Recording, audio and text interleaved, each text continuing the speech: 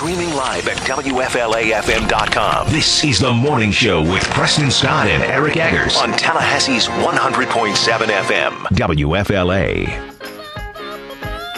8:06, hour 3 of The Morning Show. I'm your host, Preston Scott. That's Eric Eggers, and this is 100.7 FM, WFLA. We might actually have a beautiful day out there waiting for us when the clouds clear completely. It's 65 degrees right now. Joining us on the program, haven't had Pat on the show for quite some time. She's the executive director for the Foundation for Florida's Future, Pat Levesque. And Patricia, good to have you back on the show. How are you? I'm fine. Preston, thanks for having me back. Pat, let's talk about two bills that are moving through the legislature. I think it's good news that they're not getting a lot of attention because I love it.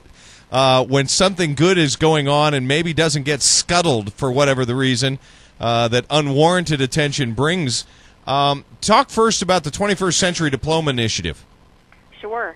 The 21st Century Diploma Initiative is a project that Florida joined called the American Diploma Project, where the National Governors Association and 36 of the 50 states are looking at how to raise our math and science graduation requirements so that our students are more competitive internationally. And that's what the legislation does, is it raises biology and geometry requirements for the class of 2014 and then adds chemistry and algebra 2 course-taking requirements for the class of 2016. Pat, for those of us that are maybe a little bit older than we want to admit, I looked at this set of changes, and I say this with all candor. I'm trying to figure out, when did it change? When I was in school in Arizona, and Arizona never has been known for its academic prowess in the K-12 education system, every single one of these courses was required for me to graduate high school in 1978. What happened?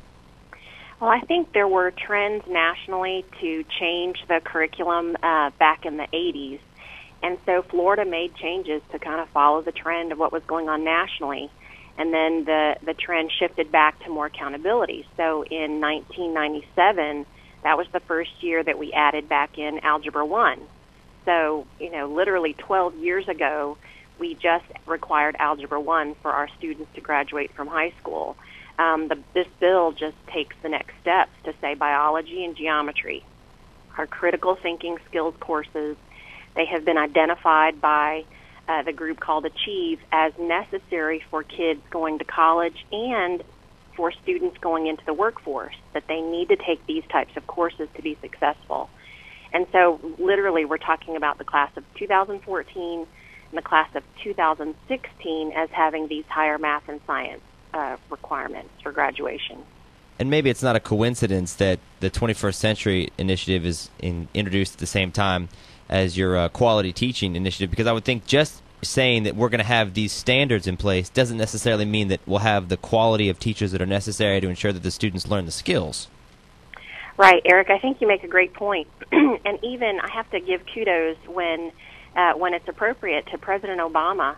In his first State of Education address, he recognized and he said, and I quote, "From the moment students enter a school, the most important factor in their success is not the color of their skin or the income of their parents. It's the person standing at the front of the classroom." And research is very clear. If you give two students of equal ability, and you give one of them a highly effective teacher for 3 years in a row, and you assign the other student to an ineffective teacher for 3 years in a row, they will have more than a 53 percentile point difference in performance after just 3 years. And the student that has the ineffective teacher, it's almost impossible for that student to catch up. And so we have to improve the quality of education for every student. Which sounds good, but then how do you actually, what are the specific steps you can take to say, we're going to get better teachers in the classroom? It sounds great. How do you do it?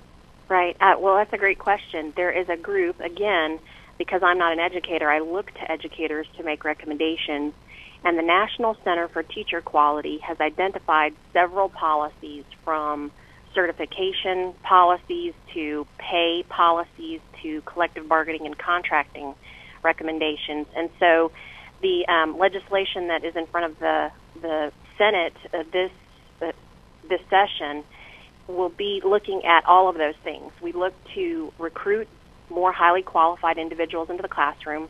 You may have heard of the program called Teach for America, where they actually recruit from all the top-tier colleges in the country and put them in a training program, folks that were not education majors. So they were maybe a biology major or an economics major, and they try to get them into the classroom. Well, Florida certification laws don't really recognize that program, and so it makes it very hard for them to come teach in Florida. Another thing that the bill does is actually enforce the differentiated pay law that has been on the books in our state for 3 years, but just has never been implemented. And differentiated pay basically requires school boards and teachers' unions to collectively bargain based upon market forces. So if you have a shortage and you have a real need for physics teachers, the law says pay physics teachers more than teachers of other subjects.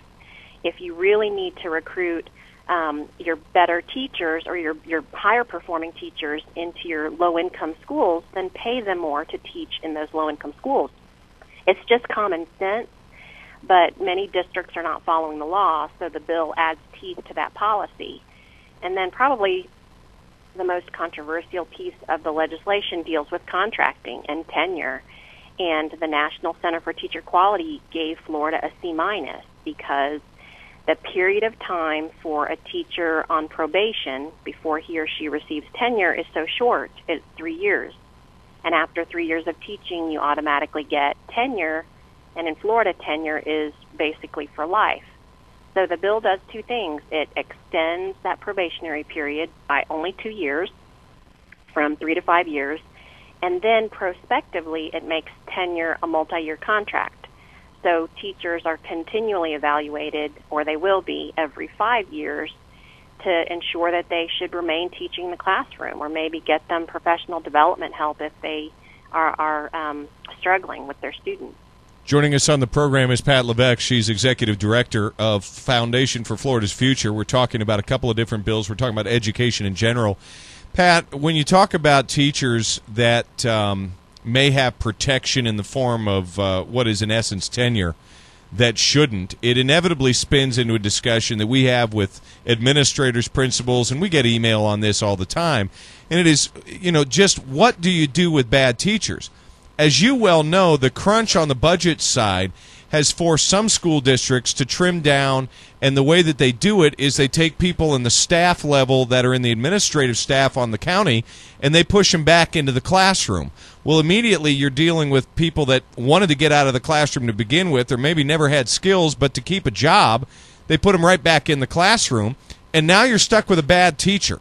Not all the time, but frequently. I was looking at a chart that you guys provided on the steps that it takes, and it just confirmed what I think everyone knows. It is ridiculous and inordinately difficult to get a bad teacher out of the classroom. What can be done to specifically address that one issue? Well, again, I think you're raising some really good points, and in fact, research shows that the majority of teachers are really good.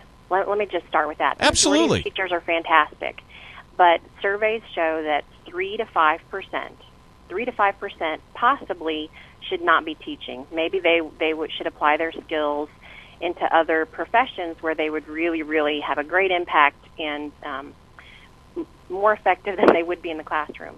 If you look at the population of Florida's teaching profession and you just take a really conservative estimate of 1%, 1% of those teachers, and you say that they teach on average 50 students. Now, I know that there's a variance between elementary, middle, and high school, but just say 50 different students. You're talking about 87,500 students every year on a conservative look that are being taught by individuals that all of us would agree should not be teaching in the classroom. And so the bill that is in front of the legislature basically tries to give administrators more tools in order to ensure every year when they're making staffing decisions, they have the highest quality teachers in the classroom. There's one other thing that the bill does and that requires the Department of Education to look at the data. You know, we have years and years worth of data now on student learning, and you can look at that data and isolate it for what researchers call the teacher effect. So you can look at 3 or 4 or 5 years worth of data to see how the students that are taught by one individual teacher are doing. And we would recommend that you only look at progress, because a teacher can only control how much she moves a student forward in the year that she has them. But you can look at that research, and the department can start identifying the number of teachers, let's say in Leon County, that after 3 consecutive years had 100% of their students get worse. Well, that should be a red flag, and we recommend that the department should start reporting that information by county, so that superintendents and principals actually have to, when you shine a spotlight on it, then people are more inclined to take action. What about